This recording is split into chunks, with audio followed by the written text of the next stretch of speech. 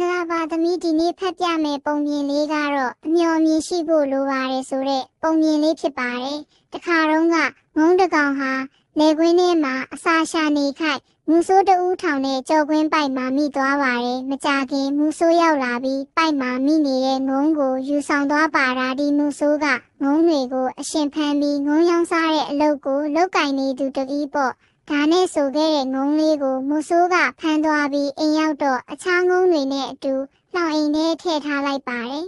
။မူဆိုးကလှောင်အိမ်ထဲကငုံတွေကိုအစာကောင်းကောင်းကျွေးပါတယ်။ကောင်းကောင်းစာကျွေးရကလည်းငုံလေးတွေ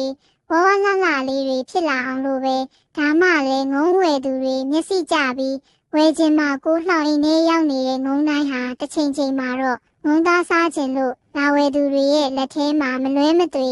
တရားမှာအမှန်ပဲငုံတိုင်းဟာမလွဲမသွေရောက်လာမဲ့တခြင်းတရားကိုလှောင်အိမ်ထဲကနေပြီးစောင့်ဆိုင်နေရတာနဲ့မချဘူးဆိုခဲ့တဲ့ငုံလေးဟာအတရားမဲ့ဘေးကိုမြင်နေဒါပေမဲ့အခြားငုံတွေလိုအယမ်းကရောလို့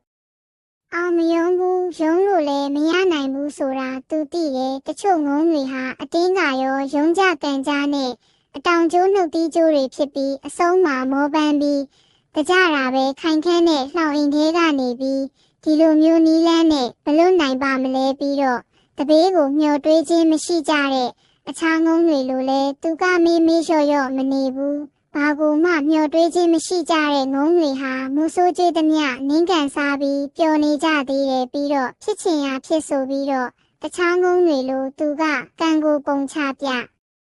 စိတ်ပြက်လက်ပြက်ဖြစ်မနေဘူးသူကစိတ်ခိုင်ခိုင်နဲ့ဘလို့လွတ်နိုင်ပါမလဲလို့အကြံထုတ်တယ်နီလန်းရှာတယ်ရှာရင်းကနေအကြံတစ်ခုရလာတယ်ဒီအကြံအတိုင်းသူကမူဆိုးကျွေးလာတဲ့အစာကိုနည်းနည်းလေးအသက်ရှင်ရုံလေးပဲစားတယ်အစာကိုနည်းနည်းပဲစားတော့သူ့ခန္ဓာကိုယ်လေးကပိန်လာတယ်ချိနဲ့နဲ့လေးဖြစ်လာတယ်ဒီလိုပိန်ပိန်ချိချိလေးဆိုတော့ငုံဝယ်လာသူတွေကသူ့ကိုမျက်စိမကျဘူးမဝယ်လို့ကြဘူးဘသူမှမဝယ်ကြလို့ကြံနေတာကပဲသူ့အတွက်အခွင့်ကောင်းရနေတယ်အကြံထုတ်ချိန်စဉ်းစားချိန်ပိုရနေတယ်ဒါနဲ့နောက်ဆုံးတခြားငုံတွေကုန်လို့သူတကောင်လေးကုတ်ကုတ်လေးကြံနေတော့မိုးဆိုးကဒီငုံလေးဟာအစာကျွေးပါလျက်ဝမလာပဲကုတ်ကုတ်လေးဖြစ်နေတာဟာယောဂတစ်ခုခုရှိလို့ထင်တယ်လို့တွေးပြီးငုံလေးကိုလှောင်အိမ်ထဲကထုတ်သူ့လက်ဝါးပေါ်တင်ပြီးငုံလေးမှာဘာယောဂများရှိလဲလို့စစ်ဆေးကြည့်တယ်မူဆိုးကဒီလောက်ချိနေနေတဲ့ငုံလေးဟာချက်ချင်းတော့ပြန်နိုင်လိမ့်မယ်လို့မထင်ဘူးဒါကြောင့်တတိလည်းတိတ်မထားဘူးဒါပေမဲ့ငုံလေးကတော့အကြံနဲ့ဆိုတော့မူဆိုးတတိမထားပဲလက်ဝါးပေါ်တင်ကြည့်နေခိုင်းမှာဖြုတ်ဆိုပြန်ထွက်သွားတယ်သူ့အပေါင်းအဖော်ငုံတွေရှိရာတောထဲအရောက်ပြန်သွားတယ်ဒီနည်းနဲ့တရားမဲ့အနေရကနေပြီးငုံလေးဟာလွတ်သွားခဲ့တယ်တကယ်လို့တာငုံလေးဟာကံအတိုင်းပဲဆိုပြီးစိတ်တက်ကြနေရင်အခုလိုအသက်ဘေးကလွတ်မှာမဟုတ်ဘူးအတင်းကရောလှောင်အိမ်ထဲကရုန်းကန်ပြီးထွက်နေရင်လည်းပင်ပန်းပြီးတဖို့တာရှိမယ်ဒါမှမဟုတ်မူဆိုးက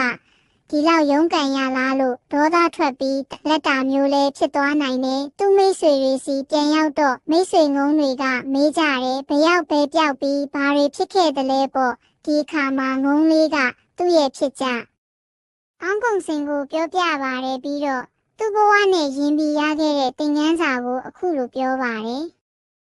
အဆွေတို့ကြံစီတွေးခေါ်ခြင်းမရှိသူအခြေအနေတွေကိုမတုံးတက်မစင်ခြင်းမရှုမြင်တတ်သူဟာအကျိုးထူးကိုမရနိုင်သလိုအခွင့်အရေးလည်းမရနိုင်ဘူးငါအဖြစ်ကိုတင်တို့ကြည့်ပါကြံစီစိတ်ကူးခြင်းအခြေအနေတွေကိုစင်ကျင်တက်ခြင်းကြောင့်မလွဲမသွေကြုံရမယ့်တပေးလိုအန္တရာယ်မျိုးကလွတ်မြောက်ခဲ့ရတယ်တဲ့ဘဝခီးမှာဉာဏ်မျှော်အမြင်ရှိဖို့တိတ်ရေးကြီးတယ်လို့ယူဆရမှာပဲတနည်းဆိုရရင်အတွေ့အမြင်တဒနာဟာအရေးကြီးတယ်လို့ဆိုရမှာပဲအခက်ခဲတွေကိုကြုံလာတဲ့အခါအခြေအနေကိုမှန်မှန်ကန်ကန်မတုံးတက်မရှုမြင်နိုင်ရင်ပဲလူလုံးတဲ့နဲ့ဘယ်လိုလုပ်ရမယ်ဆိုတာကိုဆုံးဖြတ်ချက်မချနိုင်ပဲတွေးဝေနေနိုင်တယ်ဒါကြောင့်မြည်သည့်ကိစ္စရဲ့မဆိုစဉ်းစားဆင်ခြင်တွေးတောပြီးမှလှုပ်ဆောင်တာကပိုပြီးအကျိုးဖြစ်ထွန်းစေနိုင်မှာပါကျေးဇူးတင်ပါတယ်